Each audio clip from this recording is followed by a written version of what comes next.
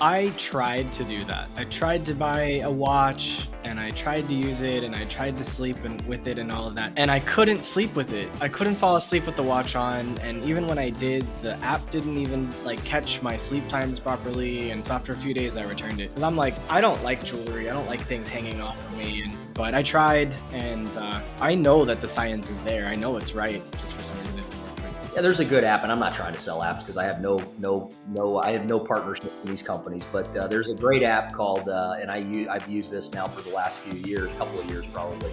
It's called Sleep Cycle. So you don't have to have an Apple Watch. You just basically turn it on, put it by your bedside, and then it tracks your sleep and your movement throughout the night. And so it does provide a lot of data.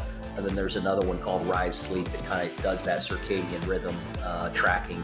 So I don't know. I'm a big geek when it comes to that stuff. I love science. I love learning these new things and trying to tune certain things in. Hello. So this is an interview with Cecil Robles. Robles. It's all good though. Everybody makes a mistake. It's okay. Most people call me Scene. And we're going to be talking about your psychology and how you use it to run your business. So before we go any further, why don't you tell everyone real fast what your business is, and if you don't mind saying how much you guys earn on average per year. And if you don't want to say that, totally fine. Yeah, so I mean, I actually am a serial entrepreneur. I have multiple businesses. The core business that I run right now is a consulting firm, and we essentially take companies from very early stage all the way through to public listings. We do that in a number of ways, consulting them on business strategy, marketing, and also fundraising, which is a core part of any business's strategy, in my opinion, especially if they want to go the distance and either liquidate the business somehow or they want to go public. And so we have a consulting agency around that, and then a number of other businesses that are complementary. I also own part of a law firm. So as a whole, our strategy is a little bit different. I would say as far as gross income per year, as a whole, our businesses are over $10 million. But our strategy is a bit different. We are really building an equity portfolio at the end of the day. And so we're playing the long game with this across the board. But income obviously is important. You have to have that to either invest or to sustain your lifestyle. So yeah. It's interesting that you do that. Have you heard of a guy named Alex Hormozy? I have, yeah, very familiar with Alex Hormozy. As a matter of fact, I have his book sitting right here, one of his books sitting right here on my desk right now, the $100 million 100 million offers? Yeah, there you go. So Love it. I went through the audio book a few weeks ago, and it was really, really good. yeah, no, Alex is great. He's built something pretty special. I like that, and I think it's something that I would like to do for myself, where you kind of build up your own core business and then you help others with theirs, and then you take an equity position kind of as a result. And then as they grow, your portfolio grows. I think it's a really, really cool, smart way to grow fast. Yeah, I mean, I think for us, it's it's been a number of years, probably a decade in the making. I've always kind of run my own businesses and had success there, and have sold a couple of them, and then just through really networking and meeting people, and then having some opportunities to be a part of other businesses, help them raise money, help them plan their business strategy, come up with new product ideas and things like that. It made a lot of sense to kind of go down this road. And, if we're going to do that, we might as well have equity in the companies that we're supporting. For sure. What makes you excited for this model and for, I guess, the specific things that you do with it? Well, again, I'm a serial entrepreneur at heart. I think entrepreneurship is one of the probably the greatest things in our world today. I think that, ingenuity, invention, ideas, creativity comes out of that. I think it's made the world what it is today. And in a lot of ways, in a lot of respects, it's made it better. And so I think that, supporting entrepreneurs is what's exciting for me, supporting people that have a dream, that have a vision, and that want to take that to the world. We support businesses from anywhere right now in renewable technology, into finance, into tech. And so, a lot of very innovative things. And to me, that's exciting to be a part of that, something that could possibly change an industry, better the world, and support economy. Businesses are the driving engine of any economy. And so to support that, I think is also something that's fulfilling to me. And then, of course, at the end of the day, if we do our job right, there's a monetary reward for it. So my goal with our business, with our companies, is to have invested in and own a part of equity in 100 businesses in the next 5 years, 100 companies. And so that's kind of the end goal. If you want to talk about a monetary standpoint, some of them, have different strategies, right? Every business isn't the same. So they have different strategies. Some strategies are, they want to grow the business and run it forever. Some strategies are they want to grow the business and they want to, sell it. And some strategies are they want to grow the business and they want to go public with it.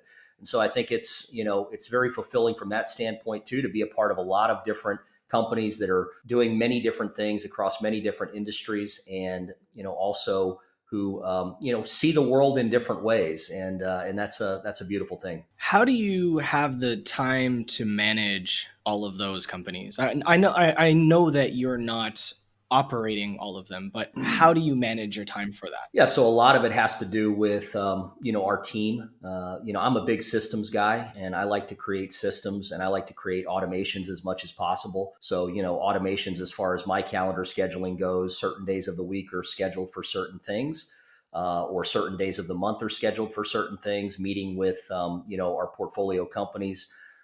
And advising with them, consulting with them. And then I have an internal team in every company that we have internally. And, for me, having a personal assistant is really, really key and really big. Someone who helps me manage the calendar and do menial tasks that, generally I wouldn't want to do, and that can be done, through, a lot of automation stuff. And then I would say on every single thing that we do, on every project that we take on, we have a project manager. We have a senior project manager and a project manager that really oversees that.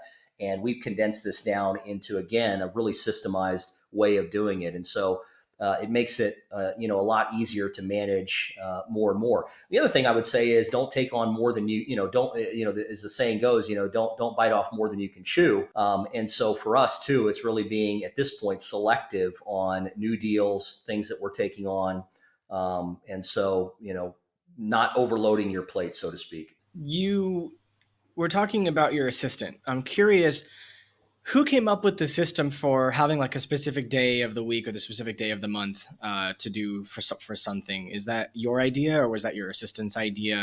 And who is responsible for maintaining that standard? Yeah, I actually got that from, believe it or not, from another podcast from John Lee Dumas, Entrepreneur on Fire, the way that he schedules his podcasts. And that idea struck me that I should have certain days of the month or certain days of the week that are scheduled for certain things. And if nothing's scheduled during those times, then I can fill those times in with other tasks or other important matters that I'm dealing with. So really, it was just listening to the way that he developed his podcast. It was nothing more than that, and that stuck with me. And then that was a few years ago, and ever since then, I tried to create a very similar system. Okay. You were also talking about how you have specific criteria you look at so that you can be picky about who you decide to work with.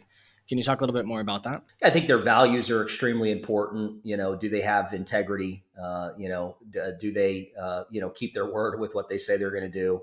Everybody makes mistakes from time to time, but I think that's a number one key value for us is, having integrity. I think also it's around the specific company itself. So is it something that I'm attracted to? Is it an industry that I'm attracted to? Is it something that I think is going to really create value in the world? And is it something that I think is going to, have a lasting impact? And is it something also that I think other people are going to get excited about, right? Because it's one thing for me to get excited about it. It's another thing for, if you're building a company, you either need customers or clients or whatever it is that you're selling. You need a plan to be able to sell that product. So are other people going to get excited about it? Are other investors going to get excited about it, right? Because, in the life cycle of a company, if you're doing anything worthwhile, you're going to need to raise money, unless you're just one out of a million that bootstraps it and hits, the big time from the start, that's very few and far between. And so, is it something that other investors are going to get excited about? Is it something that's hot? Is it a hot topic or a hot marketplace or a hot industry? And so, these are just a few of the things that we look at. But I would say, from a founder perspective, we really look at the founder. They might not have experience in terms of, have they done this before? Have they sold a company, or have they gone public before? But do they have a real passion around what they're doing? Do they have a certain management style that lends itself to really managing a team versus just being a solo entrepreneur? And those are two totally different things. And I've done both. I've been a solo entrepreneur, and then I've had to learn, and still continue to this day, to learn how to manage an ever growing team. And so I think those are important traits to have as well. Those are all great criteria for sure. And I've also been on both sides, and I found until now that I've been the most profitable just doing everything myself. Although I know it's not the best way to do it, because you can burn out with your own, your time. And I'm still learning how to manage people as well. That's Well, a bit and I would difficult. say on that front, like, there's no right or wrong in that, right? Like, I mean, entrepreneurship is a very personal journey. And so a lot of it has to do with lifestyle as well, right? Like, you can be a solo entrepreneur and have an incredible lifestyle with a great income, and, impacting a lot of people. And that's amazing. And I think the beautiful thing about entrepreneurship is that you can really craft that. You can create that world that you want to live in. And to me, that's always been the exciting thing. I've never had a job, really. I've always been an entrepreneur. I've started my first business when I was 19 years old. So I've never had a job, so to speak, right? Like a job. I've never been employed, although I've taken positions, in companies, to help them out as, like, interim CMO and stuff like that. But what I'm saying is, I've never really had a job where I work for a big firm or a company. So. Right. What has been the hardest decision you've had to make so far? Wow. The hardest decision I think I've had to make so far in business, well, there's two, I think. Number one, is letting a business or an idea go. Starting something up from scratch, building it, getting it to a point, and then realizing that it was either eating away at my soul and taking, too much toll on my mental health, or it was unsustainable and costing too much money to, continue down the rabbit hole of the business. So that probably is, when you birth something like that, it's very difficult to let it go. You want to keep driving it. And I don't want to sit here and say that I've had success after success, because I don't think you can have success after success without failure. So to me, learning how to fail has probably been the hardest part, and learning how to let go of certain things. And then I think the second thing is that, in business, you build relationships with people. You get very familiar with people. They become your friends and your family when people are working with you to build a business from that ground floor level. And you get very intertwined in people's lives. And then to have to let that person go or move on because it's not a right fit anymore, or because you've outgrown it, or they've outgrown it, possibly. I think those are two very difficult things from an entrepreneurial perspective, especially if you're building something. Again, it's you birthed it, it's your idea, you're building it from the ground up, and to have to let that go, or to have to let the people go that help you get to where you were or where you are in that particular stage, I think is very difficult. So I've done about 10 of these interviews already. And I would say almost everyone has said pretty much the same thing, Because which it's the truth. I'm surprised. Yeah, because it's the True. truth. We're humans. We're interconnected. We have emotions, and those emotions can get very high when you're that interconnected with people. I always tell people, look, you have to really think about partnerships in business, because it really is like a marriage. It's like a covenant that you make with somebody, and it's not just on paper, and it's not just for money. You get very, very emotionally intertwined with people. And I've met very few people that can separate that out. I do believe that there are some, and most of them are narcissists. So, uh, Fair enough. Uh, wow. Um, what has been your most expensive mistake then, wow. or your most expensive decision, whether or not it was good or bad? Whew, wow. My most expensive decision. So, I in And how 2015. much was it?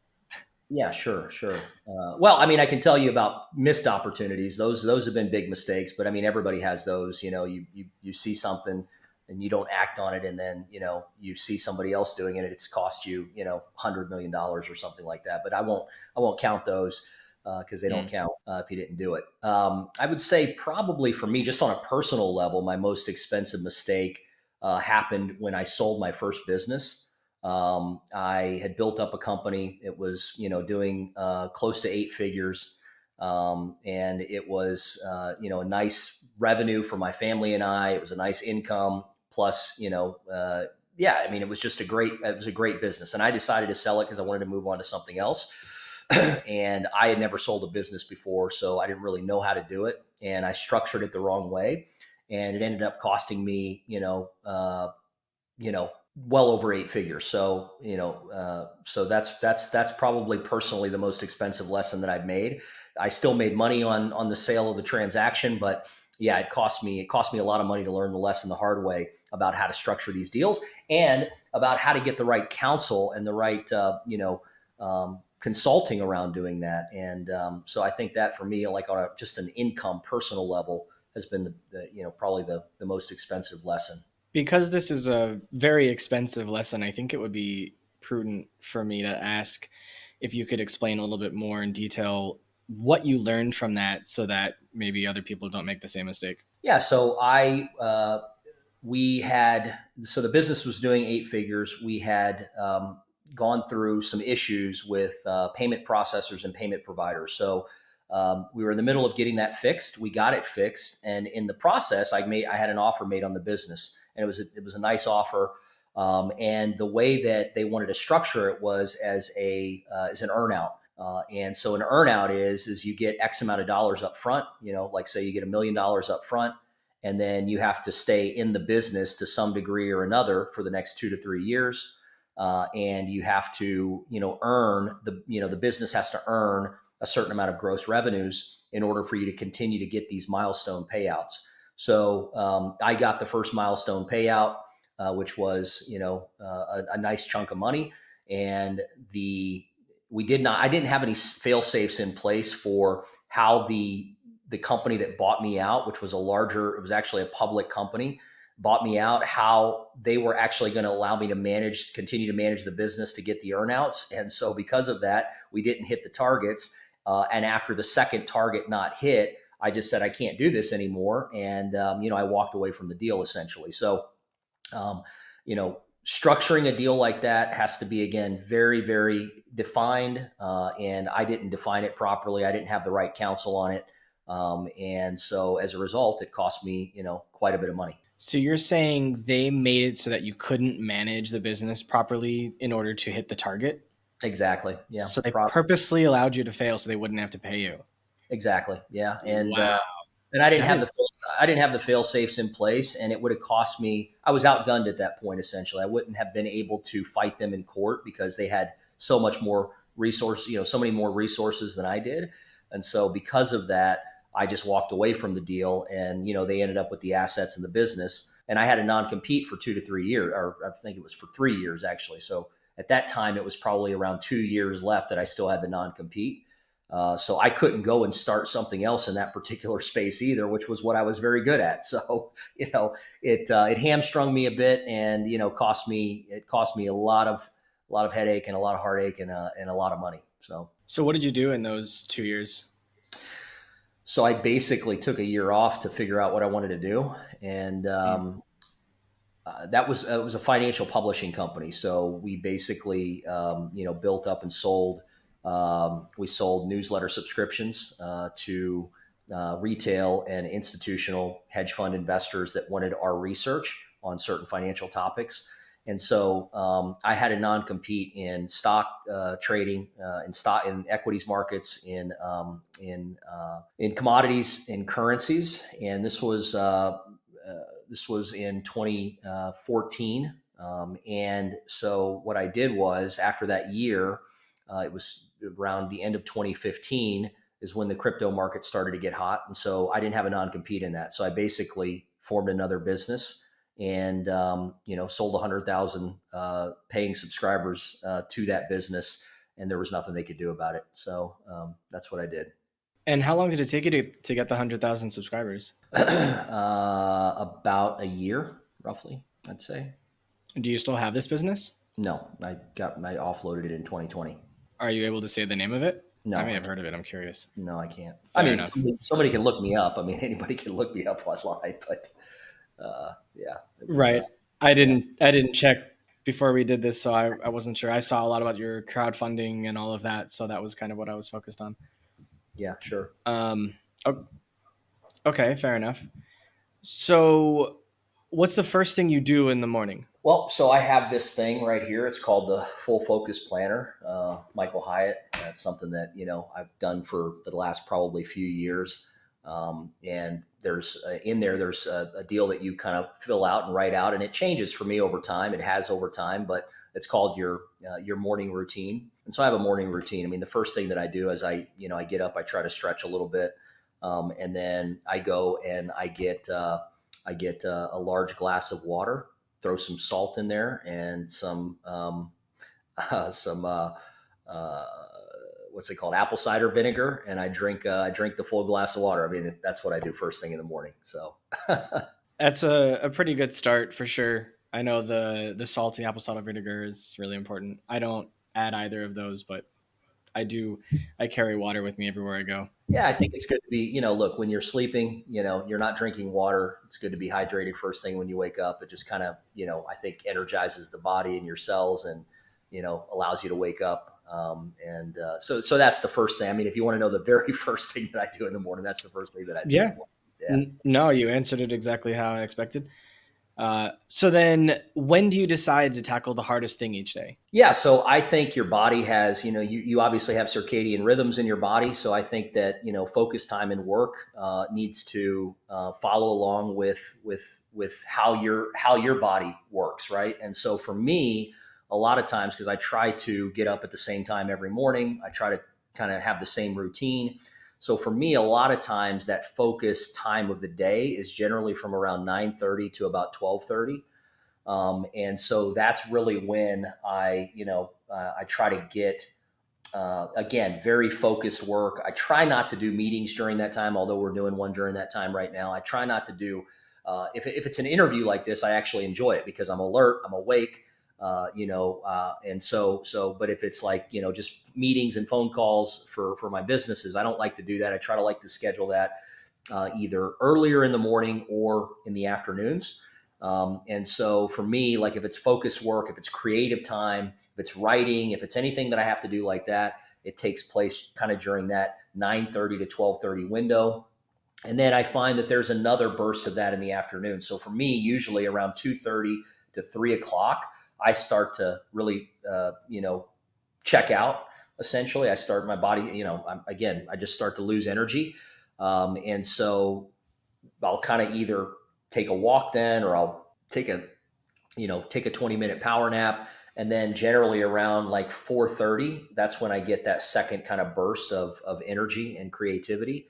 And so that's kind of how I try to manage it. And there's some great apps for that too, that can help you do that if you track your sleep and things like that, which I try to do because I think that's super important.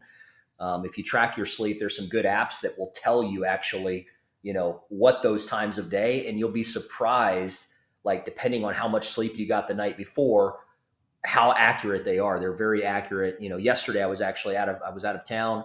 I was in Salt Lake City, and I was with a partner of mine, and it was around 3 o'clock. We were heading to the airport, and we both got extremely like just groggy and tired.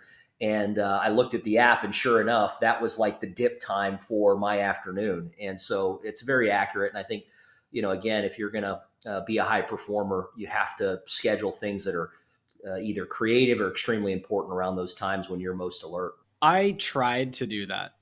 I tried to buy a watch and I tried to use it and I tried to sleep and with it and all of that. And I couldn't sleep with it.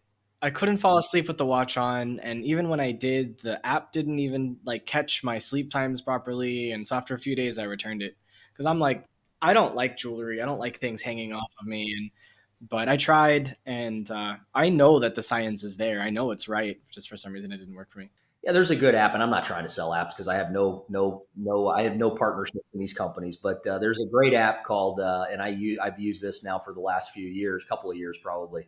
It's called Sleep Cycle. So you don't have to have an Apple Watch. You just basically turn it on, put it by your bedside, and then it tracks your sleep and your movement throughout the night. And so it does provide a lot of data. And then there's another one called Rise Sleep that kind of does that circadian rhythm tracking. So I don't know. I'm a big geek when it comes to that stuff. I love science. I love, learning these new things and trying to tune certain things in. I don't mind my phone being on my bed, so I'll try that sleep cycle one. Rise does the same thing or no? Rise Sleep tracks your circadian rhythm, so it tracks when you're supposed to be most alert and focused. It'll track your melatonin window, so like gives you a time frame to go to sleep in or to begin your wind down. If you take any kind of supplements, it tracks all of that, like when the best time for you to take supplements and things of that nature. So yeah, it's a pretty cool app. Do they have a mode where like they know you drink coffee, or a mode where where you're a person who doesn't drink coffee? Because I feel like those would have an effect Sure. on the results of the app. Hey, just give me 10 seconds of your time. I really appreciate you listening to the episode so far, and I hope you're loving it. And if you are, I would love to ask you to subscribe to the channel, because what we do is a lot of work. And every week we bring you a new guest and a new story. And what we do requires so much love so that we can bring you something amazing. And every week we're trying really hard to get better guests that have better stories and improve our ability to tell their stories. So your subscription lets the algorithm know that what we're doing is fantastic. And no commitment, it's free to do. And if you don't like what we're doing later on, you can always unsubscribe. And either way, we would love a like if you don't feel like subscribing at this time. Thank you very much, and we'll take you back to the show now. But yeah, I mean, definitely. I mean, coffee is a psychotropic, so I mean, it definitely has an effect on your brain, and on your, I guess, your energy levels for sure. I haven't seen that in there, but I mean, could be another great feature for them to add. You should contact them and get them on your podcast and tell them that you came up with a great idea.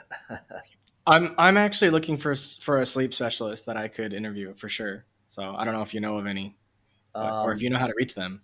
yeah, actually, I do. A friend of mine is in sleep study stuff. Yeah, I could definitely make that connection. Okay, yeah, we can talk about it after.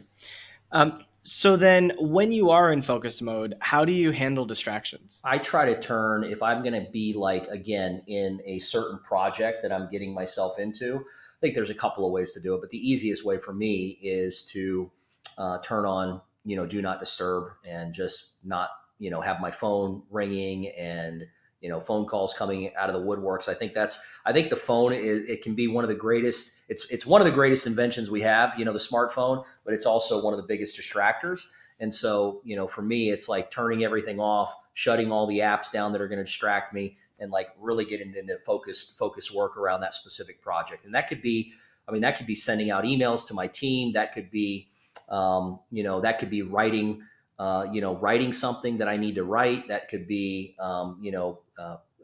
reviewing certain metrics or projects. I mean, just a number of things, but whatever you need distraction free time from, I would say get your phone as far away from you as possible, turn it into do not disturb mode. There's also some ways in science around like having a partner. There's some great apps around that, or, not apps, but like web applications where you go in and you say, hey, I'm going to spend the next 50 minutes doing this particular project. You list out what it is, and you've got somebody there in front of you as an accountability partner that's doing the same thing, right? Because, anytime you have some kind of an accountability mechanism, it really holds you to it holds your feet to the fire on it. So I think that's another great way to do it. But I think the simplest way is just get rid of as many distractions as possible and stay focused on what you're trying to accomplish. Have it written out what you want to do and hit the goal. So I'm curious about this accountability partner. Was it just like this, where like there's two people on a webcam and like I can see that you're there and you can see that I'm here, Yes. but then how do you know I'm doing what I said I'm doing? It's just you can see my Well, video. you put it into, and I'll get the name of the app by the end of this, or maybe at the end if you want to include it in your notes there. But uh, it's just like this, and you have like a little box on the side, and you list in what you're going to do. There's no talk, there's no voice communication. I think you can do that, but most of the time, and they'll select you up with an accountability partner. But then you put in what you're going to do, and then at the end of that time, you're checking those things off of what you're going to do, and you're either accountable or you're not. I mean, that's your personal integrity, I guess. But yeah, it seems to work. It seems to work for a lot of people. I don't do it all the time, but if I really have to spend 5 or 6 hours really focused in on a project and something that I'm doing that's very important, I'll jump on that app. Okay. Yeah, I'm curious to check it out. So, what's the last thing you do at night before you go to sleep? The last thing that I do at night before I go to sleep is I try to uh, be thankful. Really, at the end of the day, I try to be thankful for people that I have in my life and my day. I might say a little prayer and turn the light off and go to bed. That's interesting.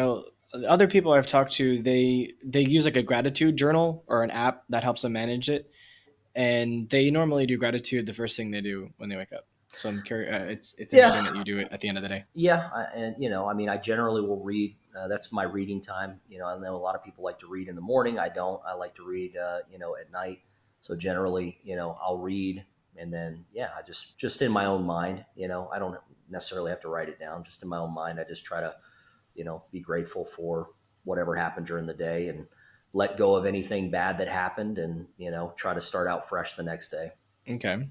What's your biggest fear? Wow, my biggest fear. Yeah, my biggest fear is for my children, probably, and how they are going to navigate, the world that we live in. Candidly, I think that's probably my biggest fear. I have three children, 18, 15, and 8. And so, I want the best for them. I think there's a lot of great things happening in the world, but I also think that there's a lot of polarization. And, I think that, for me, how they're going to do in life, how they're going to manage life, what's going to happen in the future for them, what they're Mhm. going to have to navigate. I mean, the challenges they're going to have to navigate in this world. And I think, for me, that's probably my biggest fear is again them and the future generation. Really, I mean, at the end of the day. That's been a big problem for me because I've been worried about having kids. Like I go back and forth about whether or not I should or shouldn't because I'm quite concerned about what the future looks like. So I'm in Portugal right now. I've been here about 2 weeks and we've had like days of wildfires that are uncontrollable and smoke that's like lingering through the city air and droughts that are like the worst in 1200 years. And they're just like, yeah, we've never seen anything like this. And like it's only going to get worse. So I think one of the things we consider is like we want the next generation to have a better life than we've had. And when I look at all of those factors, I struggle to imagine how my kids would have a better life than I've had, no matter how much money I make. I don't think that you could really save them from that. Yeah, I don't think it's about money. I think, though, that one thing that we have to really understand about human nature is that we're resilient, and that when we're tested with something that is seems insurmountable or or extremely significant. Um, generally there is a generation that comes along that figures it out, right? So, like, I am hopeful for this generation, and I'm hopeful that and future generations that they will, solve the problems that they're faced with. I mean, and again, that's part of just human nature and human ingenuity. I mean, there's something inside of us that wants to problem solve and that wants to, tackle those things. And I think that. Yeah, that's really the entrepreneurial journey is taking a big problem and trying to solve it, right? And but it's still definitely, I wouldn't call it like an overwhelming fear, but definitely a worry for me, and I worry for my children. But I also know that again, when they're faced with the problems, they're going to hopefully figure out a solution for it. What's something you know you need to change, but you haven't gotten to it yet, Wow. or you just choose not to? Wow. Okay. Yeah. I mean, so I mean, for me, like, I've always yo-yoed with my weight. I've, Mm. probably, I tell people I've lost and gained 600 pounds in my lifetime. Wow. So, for me, I would say, and a part of that I think is balance, right? Like, you have to make your health and you have to make exercise and things like that a priority. And while I do that, I don't stay 100% consistent with it. So I would say, for me in this part of my life, it's really honing in on that. And that's something that I've been focused on, and I have lost, close to 40 pounds now in the last, I don't know, year and a half or so. So, so for me, it's kind of an ever evolving, changing process there, and trying to stay consistent with that. Well, congrats on that. Hopefully you can. I lost 50 pounds last year. No, congrats. Yeah. I was about 200. I'm now about 150, and that was very difficult to pull off.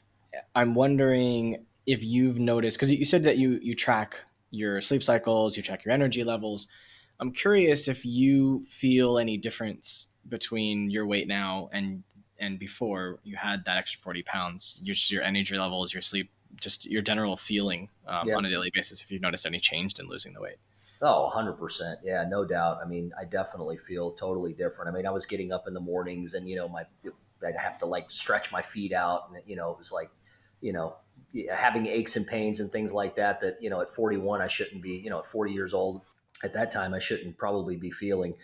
And so, yeah, for me, I definitely have felt a big increase in energy. I felt a big increase in just the way my body feels, gotten rid of aches and pains. And yeah, I mean, I have another probably 30 pounds to go, for me, for my build and my frame, I probably have another 30 pounds to go. And, I'm consistently working on it. I'll go down, 10 pounds and gain five back, so, and I travel a lot too. So, I mean, it's a little difficult, but, it is what it is. And you just have to keep, you have to keep going at it.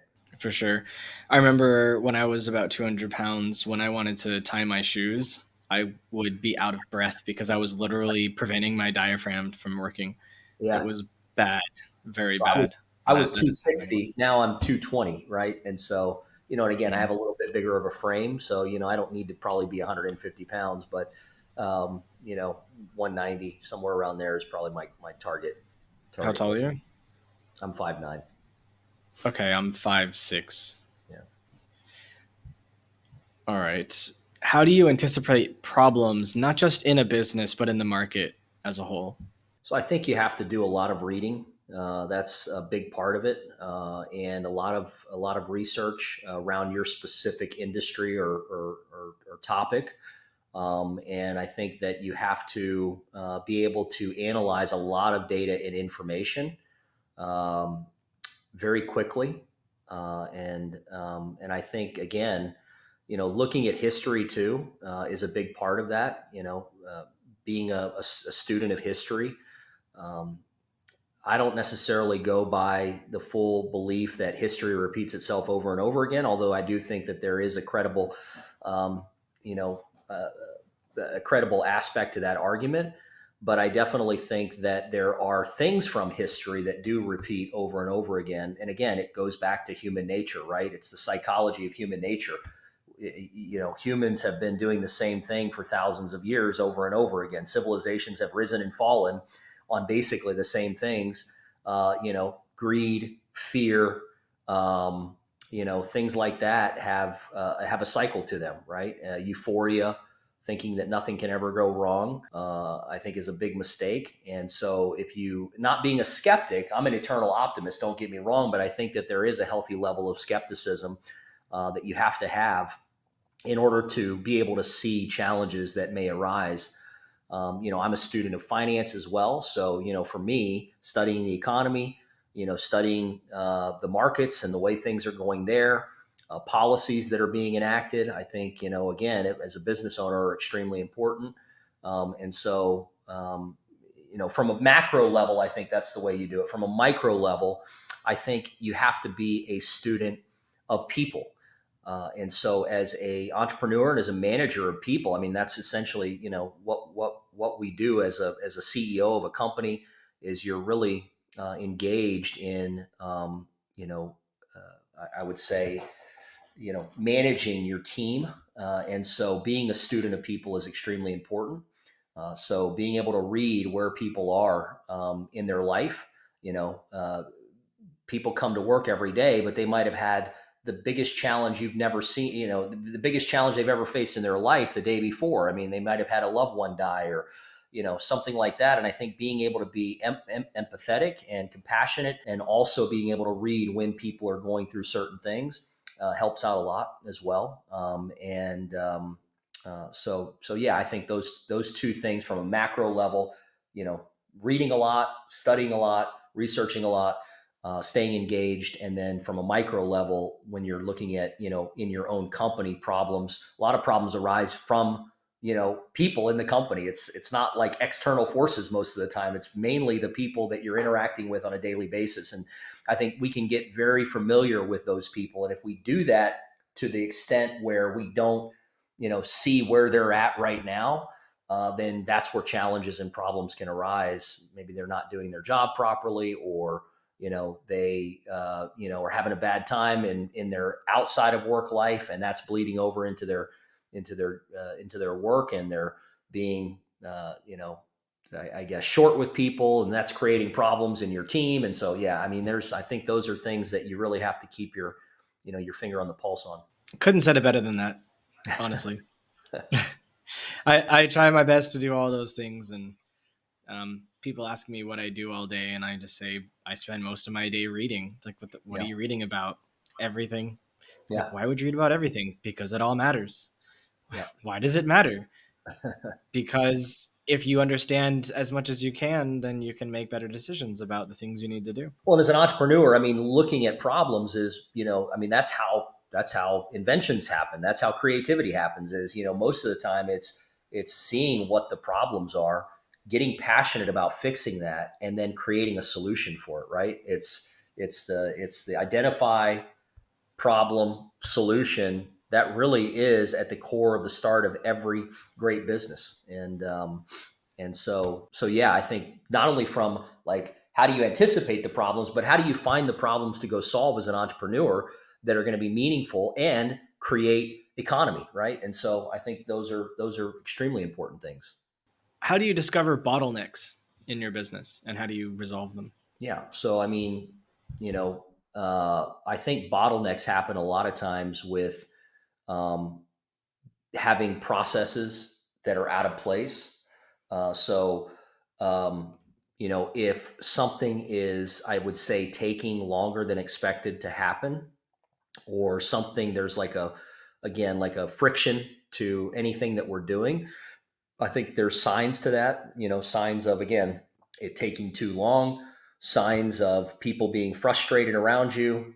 So those are some, I think, key things, missing deadlines, things like that. And then once you see that, then you can kind of reverse engineer where that bottleneck is, and then try to come up with some kind of a system or a procedure or a process, an SOP, something like that, as a standard operating procedure. Automation is a big part of that. I think we have so many great tools around automation that we can put in our businesses, and I've been trying to be a student of that for the last 15 plus years. And so I think if we can try to automate something, or at least automate the process of somebody being alerted to something that's going on, then that can help out as well. I always say you can delegate, but you can't detach, right? So delegation is a big part of what you have to do as a leader and as a business owner, but you can't detach from that particular thing, right? You have to stay engaged to a certain degree. And by engaged, I don't mean doing somebody's job. I mean staying engaged with that process, and trying to refine it and hone it in to where it becomes as smooth as possible.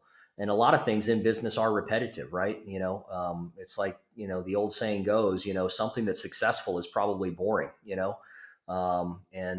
it's boring, not maybe from the start of it. I like to start things that are really exciting, but it's boring from the standpoint of, to get it to be successful, it's generally a boring and laborious process.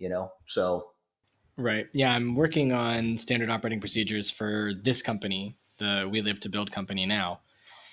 And I've recently hired two people and one's doing video editing, the other one's helping with transcriptions and preparing clip timestamps and just like general assistant stuff. And it's interesting because it's very different from my app company, my startup, that is like got its own team and its own set of things. So like it's interesting seeing how the procedures change for the different companies, and in like realizing, oh, this thing can be automated, so now I've got to like go and actually document it, and then like it takes time to do. And so I just finished this big project that took me 2 weeks, and at the end of the project I was like, okay, now I can create a procedure for it, and now Yeah, I feel good because I did that today. I finished it today. that's great. Yeah, it always feels good to accomplish something like that. Now I've got to go and do 5 more. It's never ending. Right, of course, because I want to be ready to hire other people to do those things. I'm not ready to hire them yet. I don't have the money to hire them yet, and I don't have the procedures figured out. So I've got to go Sure. figure all that stuff out. Yep. Sure.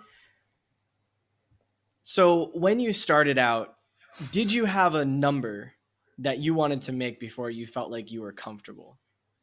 And what was that number, In terms of if it like was, just if it was? income or like net worth. Whatever. I mean, whatever, like, were you like, I want to have $1 million in cash, or like, I Yeah. want to make 1 million a year? Like, what was your kind of original goal? Yeah, I think first for me it was making six figures. I figured if I could get to six figures, then that was kind of like the, a good starting point. For a young married man. Starting a young family. I mean, I had my first child at 22 years old. No, at 22.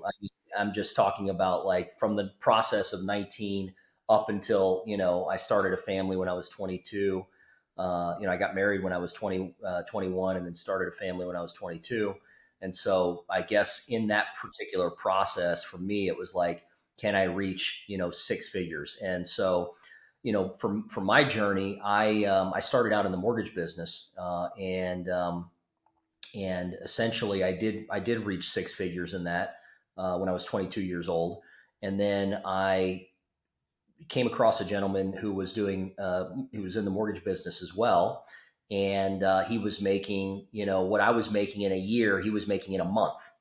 And so that really first opened my eyes to the possibility of, you know, to the realm of possibility of that actually being possible, because I didn't see that before, right? So I think income and net worth is very relative to what you can see, right? And so I couldn't see that.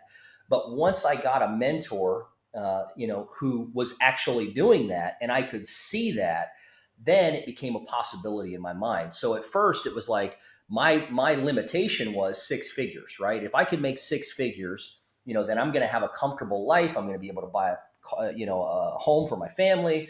I'm going to be able to make sure all my bills are paid and never have any issues like that, and so on and so forth. And it wasn't until I had that relationship and I saw that the limitations really got taken off for me.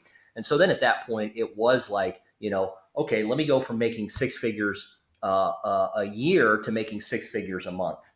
And so it's really been an iterated process for me. And so I don't think making money is that difficult. I think it's actually an easy thing to do. But what I do think is difficult is managing that money and then having a plan for what that money is going to do. And that's a very difficult thing for most people to handle. And it's taken me a long time to get a handle on that, actually. So again, I think that's why I asked: is it income or is it like net worth? So income, for me, early on was make six figures, and then it jumped to make six figures a month, and then it jumped to how can I actually grow and protect my net worth, which is where I've been for the last 5+ years, a little over five probably years, and now moving into that phase in my life of like, how much do I want, right? So like, I'd say for me, at this point now in my life, again, I have a plan. Again, my 5-year plan is I want to own a piece of 100 companies, and I'm not going to I'm not going to throw a number out on what that number looks like for me, but it's north of nine figures. I'll tell you that. It's a good goal. Yeah. I think there's also this issue with inflation, because like when you first started, $100,000 a year like could get you a lot, Yeah. and Yeah. now it doesn't get you much. It gets you like a No. car or Yeah. two. Yeah. No, and that's something that's been readily on my mind, probably the last couple of years. And, I talk to my wife about this all the time. I'm like, I don't, to make what we made in the past, when we first started out, I don't know how young people, or young families, or even families that aren't young, but have even a low six-figure income. I don't know how that they're, with two or three kids, I honestly don't know how they make it. And I feel for every single person out there that is going through that right now. I do, because I've been there myself. But yes, $100,000 is not what it used to be. That's for sure, no doubt about it. I remember my dad told me when he was a kid, his father bought a house in Miami. I think it was a 3 bedroom or a 4 bedroom with like two or three bathrooms and like, front yard, side yard, a typical American kind of landed house. It was like $5,000 for this house in like the 1950s or Yeah, 1960s. That yeah, same house today is six or $700,000, yeah, yeah. I think my grandparents bought and their not because it's any different. right. No, I think Sorry. my grandparents bought their last house for like $8,000. And my grandfather died a few years ago. My grandmother's still living, but she now lives with my dad. And they sold her house, I think, I don't know, about a year and a half ago or so. And they bought it for 8,000, in the 1960s, and they sold it for 190,000, I think. So you can see, um, yeah, how things have changed. Speaking of change, how have you changed from that 19-year-old to that 41-year-old? What's been the most important change for you? Oh, wow. I think for me, it's been, you know, ego. I mean, ego can drive you, and it can also drive you to, um probably to probably some of the lowest points in your life.